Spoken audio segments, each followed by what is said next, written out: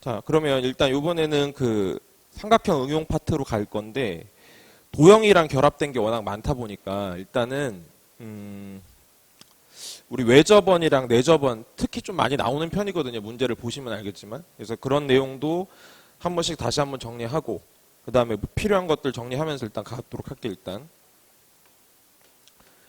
얘들아, 일단은 우리가 외접원이랑 내접원에 대해서 한번 생각을 해보자고.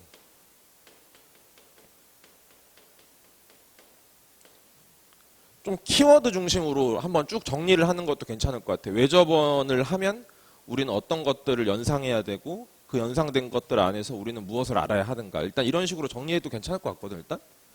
그래서 일단 만약에 외접원부터 먼저 한번 언급을 해보죠. 얘들아, 외접원 하면 생각나는 것들을 먼저 한번 얘기해보자. 가장 먼저 생각나는 것들은 사인 법칙이 있죠. 그죠? 외접원 하면 사인 법칙이 먼저 생각납니다. 자, 그 다음에 또 누가 생각나냐면은 외접원 하면 원주각이랑 중심각도 같이 생각이 나셔야 되죠? 그들 간의 관계? 그죠? 원주각, 중심각. 워낙 많이 나오니까. 삼각형에서 외접원 있으면 보통 원주각, 중심각 많이 사용되잖아요, 일단. 맞죠? 네, 그런 것들 생각해 보실 수 있겠고. 그 다음에 생각나는 것들은 외심이죠. 외심이 있을 수 있고, 외심에서는 우리가 이제 조금 더 만약에 생각해 본다고 치면, 외심은, 삼각형에서의 외심은 각 길이들이 모두 같은 거다. 꼭지점까지의 거리들이 모두 같은 거다. 일단 이렇게 생각하셔도 괜찮지만은, 수직이등분선의 교점이라는 의미도 절대 놓치시면 안 되죠. 그죠? 가세변의 수직이등분선의 교점이다. 이거 놓치시면 안 될 것이고, 그 다음에 또 외심은 뭐도 놓치면 안 되냐? 외심의 위치도 놓치면 안 돼. 그지? 외심의 위치. 직각삼각형일 때랑 예각삼각형일 때랑 둔각삼각형일 때 위치가 전부 다 달라진다. 이 정도까지 다 갖다 기억을 해두시면 좋을 것 같고. 그 다음에 또 외심이 있을 때는 만약에 우리가 삼각형이 이렇게 있으면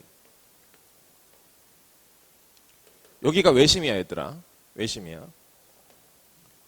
그러면 이 각이랑 이 관계에 대해서 알고 계시죠? 그죠? 네. 이걸 세타라고 치면 얘가 뭐가 된다? 이 세타가 된다. 이런 각의 관계들. 사실상은 원주각, 중심각이랑 연결이 돼 있을 수밖에 없는 이야기긴 한데 아무튼 이런 관계들 기억을 해두셔야 되는 거고. 그죠?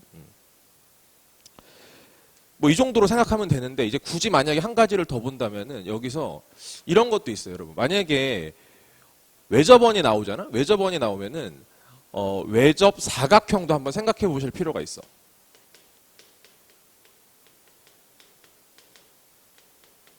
외접하는 사각형. 왜냐면 삼각형 하나만 나오는 게 아니고 연결돼서 나올 수도 있잖아. 그러면 사각형이 완성이 되잖아? 그러니까 이제 사각형도 우리가 놓치면 안 되는 거긴 한데 외접하는 사각형에서 우리가 느끼는 거는 결국 뭡니까? 그 사각형이 한 원위에 있어야 된다는 얘기 아닙니까, 여러분? 그죠? 한 위에 있는 네 점 이렇게 생각하셔야 돼요. 다시 외접하는 사각형이 진짜로 원이 나오지 않고 사각형이 주어질 수도 있는 거 아니겠습니까? 무슨 말인지 아시겠죠? 그러면 한 원위에 있는 네 점이라는 것을 만약에 우리가 표현하는 방법을 중학교 때 몇 가지로 배우냐면 두 가지로 배웁니다. 첫 번째는 뭐냐면 이런 느낌이죠. 이렇게 있고 이렇게 주는 거죠. 무슨 말인지 알겠어? 그래서 이 네 개의 점이 한 원위에 있는지 없는지를 알아볼 수 있는 방법은 일단 첫 번째는 뭐다? 이 각이랑 서로 같은지를 확인해 보면 된다라는 거지, 일단. 이게 중학교 때 배웠던 첫 번째 스킬이고요. 오케이? 두 번째 스킬은 뭐냐면 만약에 얘들아 이렇게 네 개의 점이 있는데 그 네 개의 점이 과연 한 원위에 있느냐 없느냐를 판단하는 또 다른 관점은 이렇게 연결을 했을 때 이 각이랑 이 각이 합이 180도가 되느냐 마느냐를 판단하는 것도 있죠. 무슨 말인지 아시죠? 네. 이게 180도가 되는 거는 왜 그런지 아실 거야. 여기 이렇게 원의 중심을 잡으면 이렇게 연결했을 때 여기가 여기의 중심각이잖아요, 지금? 그거의 원주각이니까 이거의 2배가 되는 거고, 마찬가지로 이게 지금 원주각이니까 중심각이 또 이런 식으로 있을 거란 말이에요, 반대쪽에. 그럼 이게 2개 더해서 360도니까 절반들에 해당되는 180도가 될 수밖에 없다, 이렇게 생각하시면 되는 거지. 맞죠? 네. 그렇게 판단하실 수 있을 거예요. 그래서 외접하는 사각형도 놓치지 마세요, 여러분. 아시겠죠? 네, 이렇게 보시면 좋을 것 같고, 그 다음에 내접원도 한번 보자, 얘들아.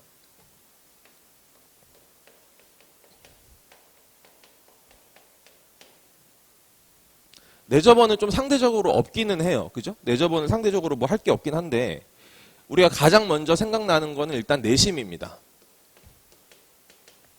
그죠? 내심인데 여러분, 내심에서는 세트들이 좀 생긴다고? 세트들이 생겨. 왜냐면은 내심은 각의 이등분선의 교점이잖아요. 그죠?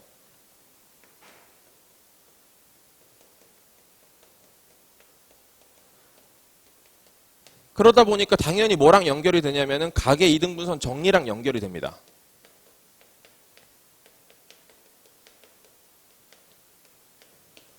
뭔지 아시죠? 각의 이등분선 정리. 각을 이등분하면은 얘 대 얘의 길이의 비율이 이거 대 이거의 길이가 같다. 그지? 그거 연결이 될 수밖에 없고. 그러니까 몇 대 몇의 구조가 되기 때문에 당연히 뭐랑도 연결이 되냐면 내분점이랑도 연결이 될 수밖에는 없어요. 외분점은 거의 아니겠지만 내분점이랑 연결이 될 수밖에 없지. 나눴으니까 몇 대 몇으로 나눈 거 아니야.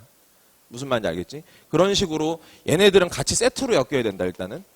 무슨 말인지 아시겠어요? 네. 두 번째, 내접원 하면 뭐가 생각나세요? 일단은 넓이가 생각나셔야 돼요. 삼각형의 넓이가.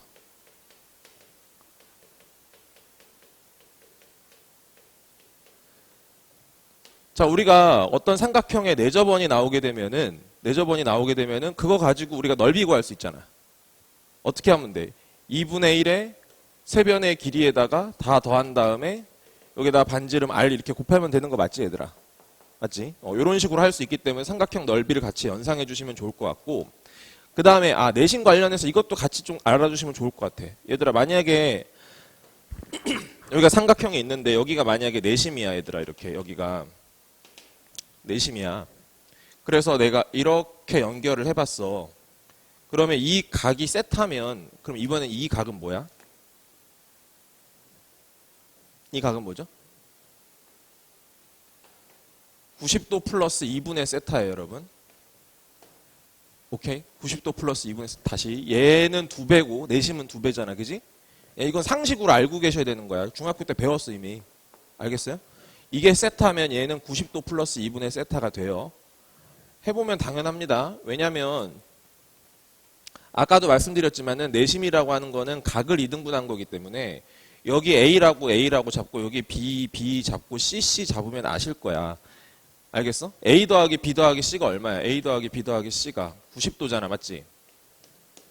A 더하기 B 더하기 C가 90도가 될 거고, 그럼 이 각은 뭐가 될 거냐면은 여기 삼각형에서 이게 나오는 거니까 180에서 빼기 이제 A 더하기 B 한 거 아니겠냐, 이렇게?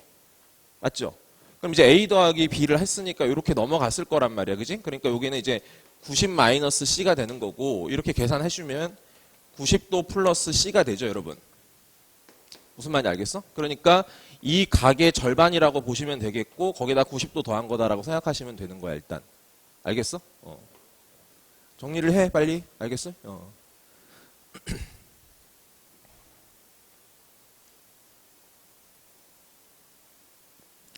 그 다음에 내심과 관련돼서 또 굳이 하나 더 언급을 해보자면 이런 것도 있을 수 있죠. 뭐 우리가 놓치진 않겠지만 이런 것들이야. 이게 다 접선이지, 얘들아, 이게. 그렇잖아? 접선이기 때문에 이 양쪽 길이가 서로 같다라는 거. 그 다음에 이쪽 길이랑 이쪽 길이가 서로 같다라는 거. 그 다음에 이 길이랑 이 길이랑 서로 같다라는 거. 그죠? 그거 놓치지 맙시다. 네.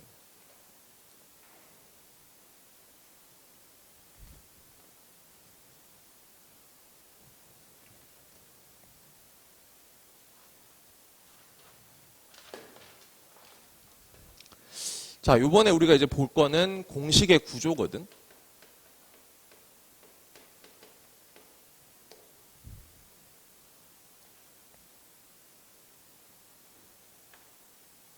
방금 설명드린 걸 제가 지금 녹화를 안 하고 그냥 말을 해버렸어. 그래서 안 빠져 있을 거야, 만약에 올라가도. 참고하시고. 네. 뭐 그렇게 근데 그렇게 다시 막 볼 만한 얘기는 아니니까 그냥 그렇게 보시면 되고. 정작 중요한 건 이제 이거니까요. 자, 공식의 구조 한번 말씀드릴게요, 여러분. 일단 사인 법칙이 있고 코사인 법칙이 있으니까 일단 사인 법칙부터 한번 보자. 자, 사인 법칙은 사인 A분의 A랑 사인 B분의 B랑 사인 C분의 C가 2R로 같습니다. 이렇게 일단 들어가잖아요. 맞죠? 네. 우리가 이걸 비교적 이제 최근에 했기 때문에 상황적으로 그렇게 뭐 많이 까먹진 않았을 것 같은데 이 사인 법칙은 크게 두 가지로 갈리죠, 상황이. 첫 번째는 R을 아는 경우가 있고 두 번째는 R을 모르는 경우가 있어요.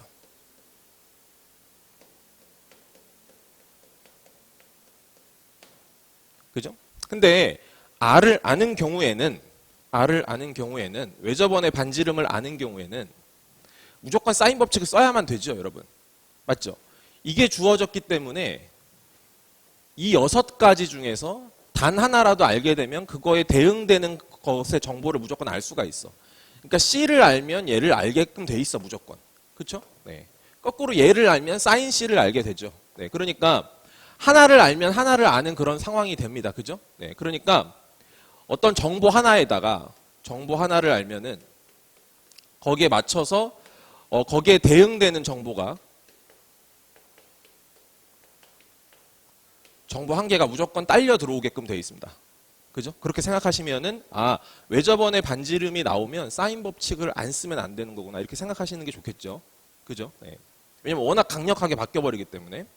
근데 이제 중요한 상황은 이제 만약에 R을 모르는 경우에도 한번 생각을 해보자고. 이미 여러분이 본능적으로 알긴 아는데 그 본능을 여러분한테 이렇게 하는 게 필요해. 뭐냐면 다시 끄집어내가지고 리마인드 시켜가지고 스스로 머리에다가 정돈시키는 게 되게 필요하거든요. 본능으로 가지 마시고. 아시겠어요? 자, R을 모른다고 한번 생각을 해보세요, 여러분. 그럼 이제 이 부분이 없는 거거든요, 이렇게. 이 부분이 없어요. 이 부분이 없으면 나에게 몇 가지의 정보가 최소한적으로 필요하냐면 몇 가지가 필요하죠? 3가지가 필요해요, 3가지. 알겠어요? 근데 그 3가지가 산발적으로 이렇게 있으면 안 됩니다. 혹은 이렇게 있으면 안 돼요. 무슨 말인지 아시겠죠? 그러니까 그 3가지 중에 2가지만큼은 어떻게 돼야 돼? 마주보는 변과 각에 대한 정보가 한꺼번에 있고 그거 플러스 또 다른 게 하나가 있어야 돼. 무슨 말인지 알겠지? 2개가 세트로 하나가 있고 요 둘 중에 뭔가가 있으면 얘를 알게 되는 이런 구조야. 무슨 말인지 알겠지? 그러니까 R을 모르는 경우에는 철저하게 대응 변과 대응 각에 대한 정보가 있고 플러스 또 다른 하나 이렇게 3개가 있어야 돼요. 아시겠죠? 또 다른 하나 이렇게 주어지면 사인 법칙을 쓰면 아주 좋습니다. 그죠? 자, 여러분 해보시면 알겠지만 코사인 법칙에 비해서 비교적 사인 법칙이 계산이 심플해요. 코사인 법칙은 2차식이기 때문에 잘못하면은 X값이 2개 나오는 경우가 가끔씩 생길 수 있어.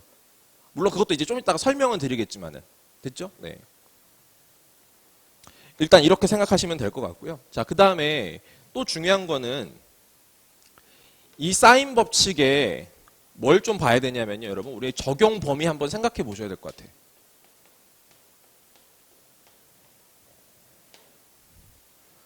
사인 법칙의 적용 범위 뭐죠?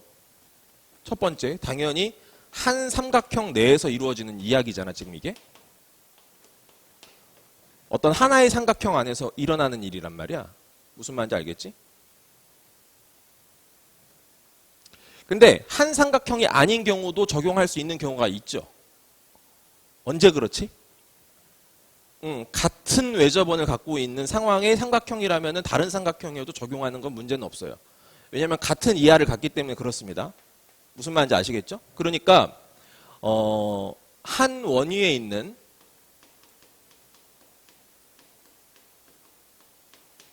삼각형들에서도 사인 법칙을 동일한 사인 법칙을 그냥 그대로 같이 적용해도 괜찮다는 얘기죠.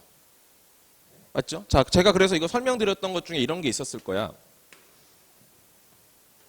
한 원위에 있는 삼각형들 대표적으로 아까 그림 그렸던 이거지. 그죠? 이런 경우에 사인 법칙을 예분의 예가 사인 예분의 예로 해도 괜찮다는 얘기지, 그지? 그냥 똑같다 이런 얘기야. 그냥 같은 사인 법칙 그대로 적용해도 된다는 얘기고, 또 다른 하나는 만약에 이렇게 있고 이렇게 있는데 여기가 세타하고 여기가 파이 마이너스 세타가 되는 경우가 있잖아. 이렇게 무슨 말인지 아시겠지? 그러면 예분의 예가 예분의 예랑 같다라고 해도 문제없다 이런 얘기입니다. 일단 무슨 말인지 이해되시죠? 네, 그래서 사인 법칙을 적용할 때는 한 삼각형 또는 한 원위에 있는 삼각형, 일단 이렇게 얘기하시면 될 것 같아요. 아시겠어요?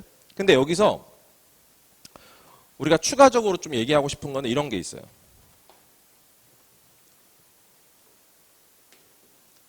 플러스 하자. 참고적으로 얘기하고 싶은 거는 뭐냐면 한 삼각형에도 있지 않고 한 원위에도 있지 않는데 공통변이 존재하는 경우 있을 수 있어요. 변이 겹쳐져 있는 경우가 있어. 근데 그게 한 삼각형 안에서 일어나는 것도 아니고 한 원위에 있지도 않아. 무슨 말인지 알겠지? 그러니까 뭐냐면 이거는 그냥 공통변이 존재하는 경우.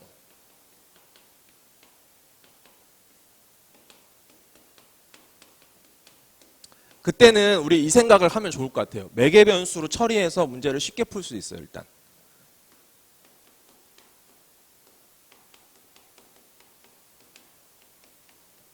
자, 무슨 말이냐면 일단 대표적으로 이런 게 있을 수 있죠. 만약에 여러분 원이 이렇게 있다고 칠까? 첫 번째 상황 한번 얘기해 볼게. 자, 그러면 여기에서 이렇게 현이 생기고 공통현이 생기고요, 여러분. 만약에 얘를 일직선상으로 이렇게 그었다고 칩시다. 이렇게. 아시겠어요? 그래서 삼각형 이렇게 두 개가 나오는 거야. 이렇게. 예를 들어 보는 거야. 그리고 얘들아 이거의 반지름을 R1이라고 치고 이거의 반지름을 R2라고 치고 이거를 만약에 알파라고 하고 이거를 만약에 베타라고 할게요. 여러분. 알겠어요? 됐죠? 그러면 이 두 개의 삼각형은 분명히 한 원위에 있지 않습니다. 그쵸? 그리고 당연한 얘기지만 한 삼각형에도 이거 그러니까 이렇게 쪼개면은 이렇게 합치면은 뭐 그렇게 볼 수 있지만 아무튼 한 삼각형에 있는 건 아니잖아 지금 이 삼각형 두 개가 맞지? 그러니까 아니야. 그러니까 서로 다르니까. 자 그렇게 치면 어디를 기준으로 생각한다고? 이 공통변을 기준으로 뭔가 매개 변수화 시킬 수 있는 게 있단 말이야. 무슨 말인지 이해돼? 그럼 어떻게 생각하면 좋냐면 그냥 사인법 한번 써보자. 자 사인 알파분의 요 길이를 그냥 네모라고 칠게요. 제가 그냥. 아시겠죠? 걔가 2R1이 될 거고 그 다음에 사인 베타분의 네모가 2R2가 될 거야. 무슨 말인지 알겠지? 그러면 네모를 매개체 삼아가지고 네모는 이렇게 곱한 거랑 이렇게 곱한 거니까 서로 같을 거 아니겠어? 무슨 말인지 알겠지? 그래서 결론적으로 네모는 2R1 곱하기 사인 알파가 되고 또 다른 얘기로는 2R2 곱하기 사인 베타가 돼요. 이렇게. 무슨 말인지 아시겠죠? 그러면 이 약분하고 나면 이런 얘기도 할 수 있어요. 뭐냐면 사인 알파 대 사인 베타는 이게 R1이랑 곱해져 있으니까 여기가 이제 R1이 되는 거고 얘가 R2랑 곱해져 있으니까 여기가 R2다. 이렇게 얘기할 수 있겠죠, 여러분. 무슨 말인지 알겠어? 이건 그냥 외워두시는 것도 나쁘지는 않아요. 다시. 이런 그림일 때 말이야. 알겠지? 이렇게 공통변으로 있을 때. 알겠지? 이거의 외접원의 반지름이 이렇게 있고 이렇게 외우세요. 사인 알파 대 사인 베타는 사인 알파는 R2야. 비율이 거꾸로야. 알겠지? 사인 베타는 R1이다. 이렇게 생각하시면 돼. 얘 대 얘는 거꾸로야. 얘 대 얘 이렇게 들어간다. 무슨 말인지 이해되세요? 아셨죠? 네. 그래서 이런 식으로 만약에 잡으셔도 나쁘진 않을 거야. 문제 풀 때 조금 더 편하게 문제를 풀 수 있는 스킬 중에 하나로 가져가실 수 있어요. 일단은. 아시겠죠? 자, 근데 당연한 얘기겠지만은 여러분 이 삼각형을 지금 제가 일부러 이렇게 예쁘게 해놨지만은 만약에 이렇게 된다라고 하면 뭐 달라집니까? 이거랑 이거라고 하면 달라지나요? 아니죠. 똑같은 거 맞지? 무슨 말인지 알겠지? 뭐 이걸 이렇게 바꿔도 아무 상관없잖아. 이렇게. 달라지는 게 아니란 말이야. 그림 상태가 예쁘지 않아도 그냥 공통변이 있으면 그대로 적용 가능하다라는 얘기야. 일단은. 무슨 말인지 알겠지? 우리가 얻을 교훈은 공통변이 있으면 매개변수 처리하면 편하다. 오케이? 자, 또 하나의 상황 한번 볼게요.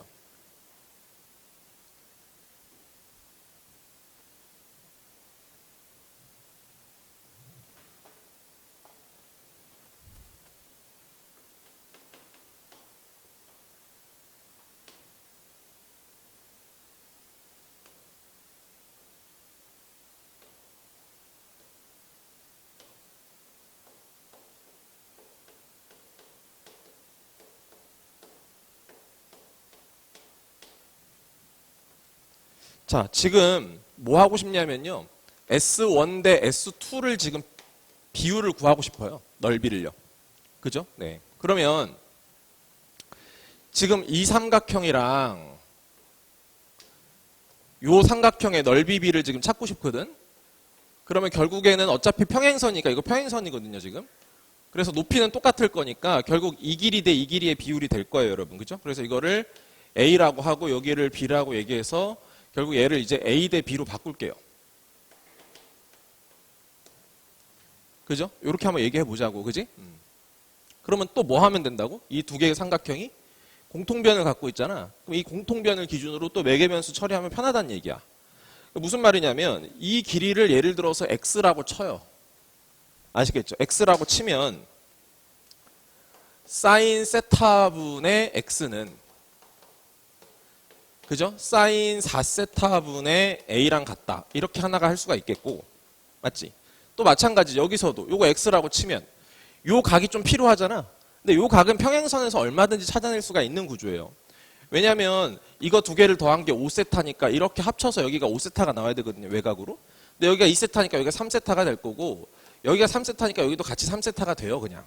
그죠? 평행선 구조 때문에 그렇게 됩니다. 그죠? 동의가 억각이 서로 똑같으니까. 그래서 얘분의 얘 사인 3세타분의 X가 사인 2세타분의 B랑 같다고. 그지? 그래서 사인 2세타분의 B랑 같다. 뭐 이렇게 얘기를 하는 거지 지금. 맞지? 그럼 A 대 B를 구하는 거니까 그럼 A는 이렇게 곱해질 거고. 그지? A는 사인 4세타에다가 곱하기 사인 세타분의 X가 되는 거고. 그 다음에 B에 해당되는 것은 사인 2세타에 곱하기 사인 3세타분의 X 이렇게 처리되는 거지. 맞아? 그러면 결국 X, X는 똑같으니까 사라지고 더 이상은 계산할 건 없잖아. 그지? 그러니까 그냥 이 상태로 그냥 두면 돼요. 무슨 말인지 아시겠어요? 그러니까 A 대 B는 얘 대 얘랑 같습니다. 일단 식으로만 표현하면 끝나는 거예요. 그냥.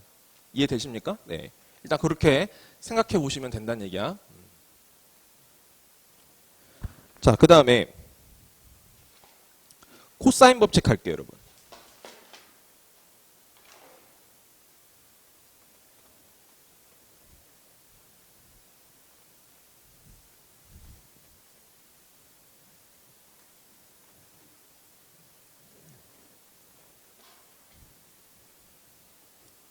자, 두 번째 상황은 코사인 법칙입니다.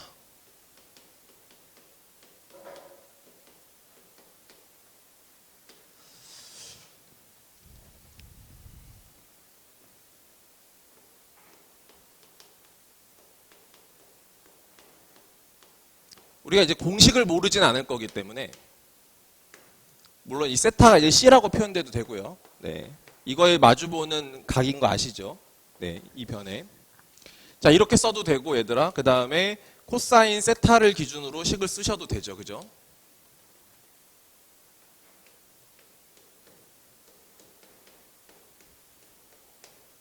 네, 공식 암기는 그냥 무조건 필수인 거고. 그 다음에 우리 잘 들여다봅시다, 여러분. 얘를. 잘 들여다보셔야 돼요. 2차식이기 때문에 조심스럽게 접근하셔야 돼요. 아시겠죠? 값이 어느 상황에서 하나가 나오고 어느 상황에서 두 개가 나올 수 있는지를 잘 인지하셔야 돼요. 그래서 해보니까 값이 갑자기 두 개가 나와. 이렇게 벙찌지 마시고 두 개가 나올 거라고 예상하고 식을 쓰시던지 차라리. 무슨 말인지 알겠어? 그렇게 가셔야 됩니다. 자, 여러분 지금 이 식에서는 결국 누구를 구하고 싶은 겁니까? 결국에는. 그렇죠. C의 길이를 찾고 싶은 거예요. C의 길이를. 그러면 나머지 A, B, 세타를 아는 상황이 돼야 됩니다.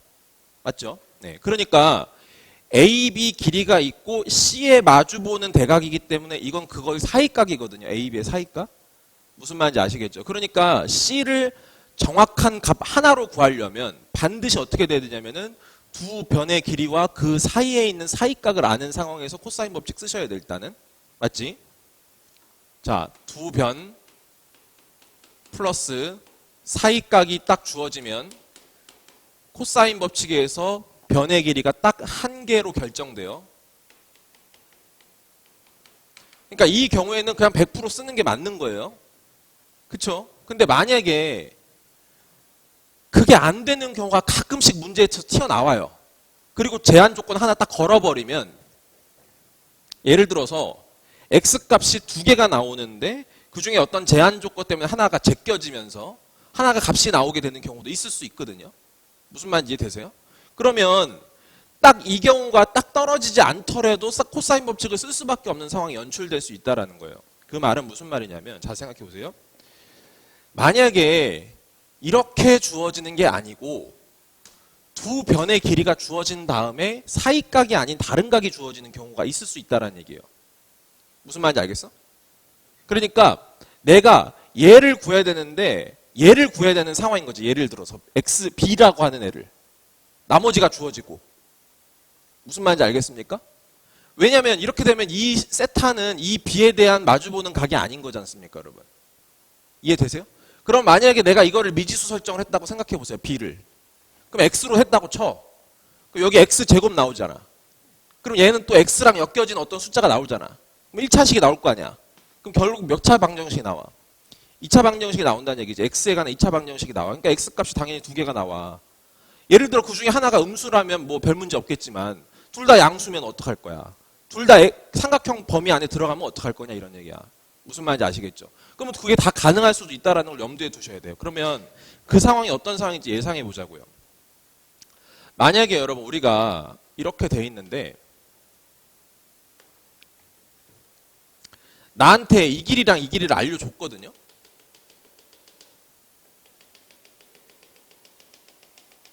이 각을 주는 게 정상인데 다른 각을 준 거예요.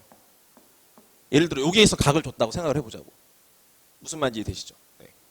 그래서 얘가 예를 들어서 한 대충 몇 도다 이렇게 한 거야. 이렇게 줘버린 거야. 이거를 줘놓고서는 그 다음에 뭘 구하는 거야? 나보고 이거를 구하래. 만약에. 그쵸? 네, 이렇게 한번 생각을 해보자고. 자, 근데 그럼 이 값은 왜 두 개가 나올까를 생각해 보시면은 사실은 이런 거 아니겠어요? 제가 여기다가요, 여러분. 이렇게 수선의 발을 한번 내려볼게요. 아시겠습니까? 그런 다음에 이 길이랑 똑같은 길이만큼을 가서 이렇게 연결을 해도요. 이등변 삼각형이 나오기 때문에 이 길이랑 이 길이랑은 똑같아져요. 무슨 말인지 이해되세요? 네. 그러면 이렇게 삼각형이 나와도 별 문제가 없고 이렇게 삼각형이 나와도 별 문제가 없는 겁니다. 모든 조건이 똑같이 만족이 되는 거예요. 그러니까 내가 원하고자 하는 길이가 과연 이 길이가 될지 이 길이가 될지는 모르는 상황이 생기는 거야.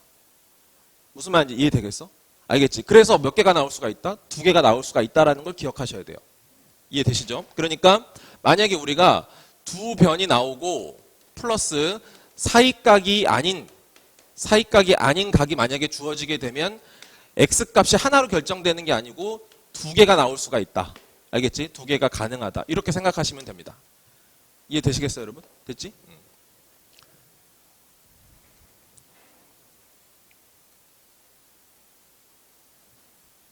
자, 그러면 이게 첫 번째 공식에 대한 관찰이라고 생각하시면 좋을 것 같고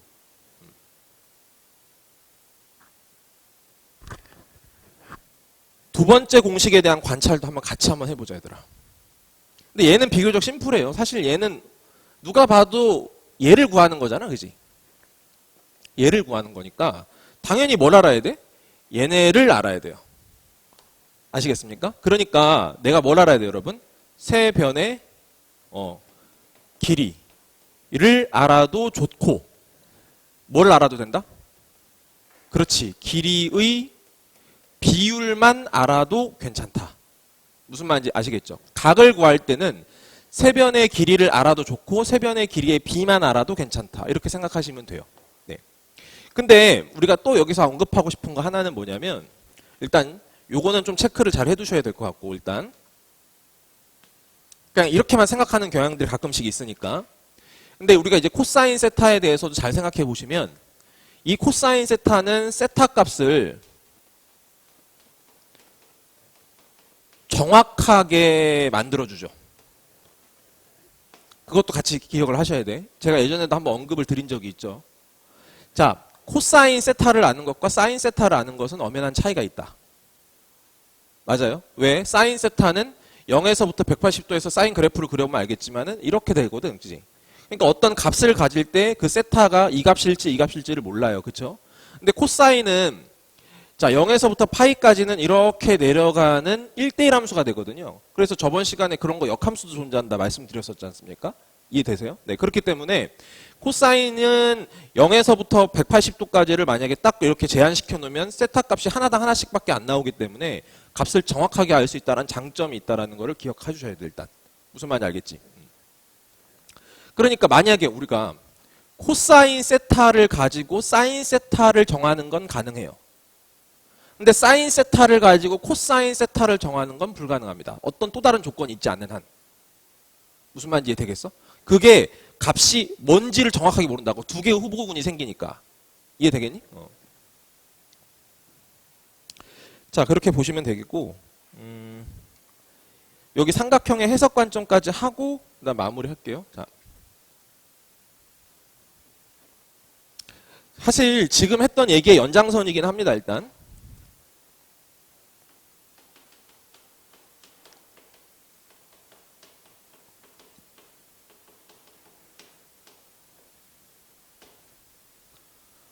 여러분이 이제 공부를 해보시면 알겠지만 이과생들 중에서 기하를 배우시는 분들도 뭐 대단한 걸 배우는 게 아니고요. 대부분 다 저 삼각형을 배웁니다. 아시겠어요? 삼각형을 평면상에서 보느냐 공간상에서 보느냐 막 그런 차이들은 조금씩 생기겠지만 기본적으로 삼각형을 봐요. 왜냐하면 삼각형이 모든 도형의 기본적인 기본 단위야. 일단 삼각형 몇 개를 붙여서 사각형 만들고 오각형 만들고 이렇게 하는 패턴이기 때문에 삼각형에 대한 이해가 잘 되면 다른 도형들도 정확하게 이해를 할 수가 있는 거거든요. 아시겠죠? 그래서 삼각형을 되게 뭐 별거 아닌 것처럼 하는데 생각보다는 좀 그래 일단. 알겠지? 그러면 우리가 삼각형을 해석한다. 한마디로 삼각형을 안다는 거는 결국에 6요소를 안다는 거예요. 맞죠? 각 세계와 변 세계에 대한 정보를 알면 되는 겁니다. 그러면 삼각형이 완전히 해석이 되는 거죠. 무슨 말인지 아시겠죠? 그러면 우리가 지금 배웠던 내용이랑 같이 매치시켜서 생각을 해보시자고. 자, 삼각형의 결정 조건이 세 가지가 있는 거 맞죠, 여러분? 세 변의 길이. 세 변의 길이 주어지면 되고 그 다음에 두 변이랑 사이각 주어지면 되고 그 다음에 한 변이랑 양 끝각이 주어지면 됩니다. 근데 사실상 이 양 끝각이라고 하는 건 좀 반칙이긴 해요. 그쵸? 왜냐면은 결국 세 각을 아는 거니까 삼각형이니까 양 끝각을 알면 나머지 각을 다 아는 거니까 별로 이렇게 의미는 크게 없는 거라고 보시고 자 그러면 얘들아 일단 이 세 변의 길이가 아는 경우일 때는 그럼 일단 그 외에도 한번 얘기해 볼까? 그 외? 그 외의 대표적인 주자가 얘죠. 가끔씩 튀어나오죠 이거 솔직히. 두 변이랑 플러스 사이각이 아닌 각. 그 다음에 또 하나는 그냥 세 각이 주어지는 경우가 있습니다. 그러면 세 각이 주어지면 여러분 뭐만 만들어지죠? 닮음만 만들어집니다. 그죠? 닮음만 엄청 많이 만들어져요. 삼각형이. 맞죠? 네. 이렇게 주어지면 삼각형이 두 개가 발생되는 거고 여러분 만약에 이렇게 나왔어. 세 변의 길이가 나왔어. 이렇게. 그럼 일단 사인 법칙과 코사인 법칙 중 뭐부터 쓴다? 코사인 법칙을 쓰셔야 되겠죠. 맞죠? 사인 법칙은 잘 생각하면 외접원의 반지름이 나올 때가 되던지 아니면 마주보는 변과 각에 대한 정보가 한꺼번에 주어졌을 때 쓰는 거란 말이야. 근데 이거는 이제 세 변의 길이만 나왔으니까 당연히 코사인 법칙으로 가시는 게 맞는 거고 그래서 여기랑 여기랑 여기를 아는 상태에서 그럼 여기를 구했다라고 치면 맞아요?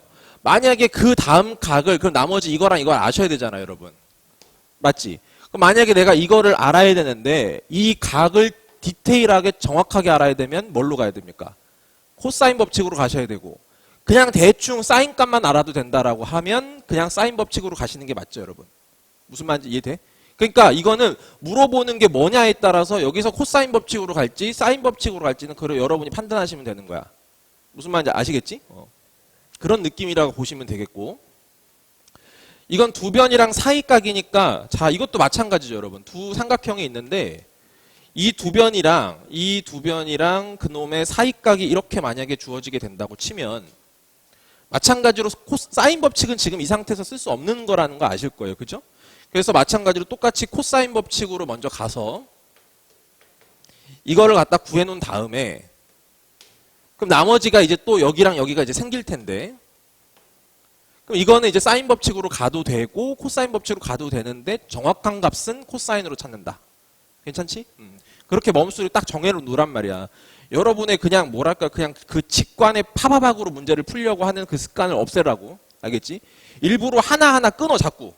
생각의 흐름을 중간중간에서 끊어가지고 한 번에 쫙 그 갔던, 무의식으로 쭉 갔던 그것들을 일부러 의식으로 바꿔버려, 이렇게. 무슨 말인지 알겠지? 여러분이 해야 되는 공부의 방향이 그거야, 이제는. 무슨 말인지 알겠어? 그런 노력을 하면 돼, 진짜로. 그럼 얘는 한 변이랑 양 끝각이잖아, 이렇게. 그럼 지금 여기가 길이가 주어진 거고, 요 길이 주어졌고, 그 다음에 요 각이랑 요 각이 이렇게 주어졌다고 치자고, 그지? 근데 아까도 말씀드렸지만 이게 주어지면 여기까지 그냥 같이 주어진 거거든, 그냥. 무슨 말인지 알겠지? 그러니까 얘랑 마주보는 각과 변에 대한 정보가 생기니까 이건 그냥 사인 법칙으로 가시는 게 맞는 거고, 그 다음에 나머지 변의 길이들이니까 이거는 사실 그걸로 가도 되죠. 이제 사인 법칙으로 가도 되죠. 변의 길이는 별 문제가 없으니까요. 됐죠? 네. 그래서 이거는 그냥 처음부터 끝까지 사인 법칙으로 그냥 쭉 끌고 가셔도 괜찮다. 이렇게 생각하시면 될 것 같아요. 괜찮지? 네. 이 정도면 뭐 할 만큼 다 한 것 같아, 말은. 아, 하나 더 있군요, 뒤에. 아, 탄력성 넓이 좀 이따 하자. 잠깐 쉬었다 갑시다.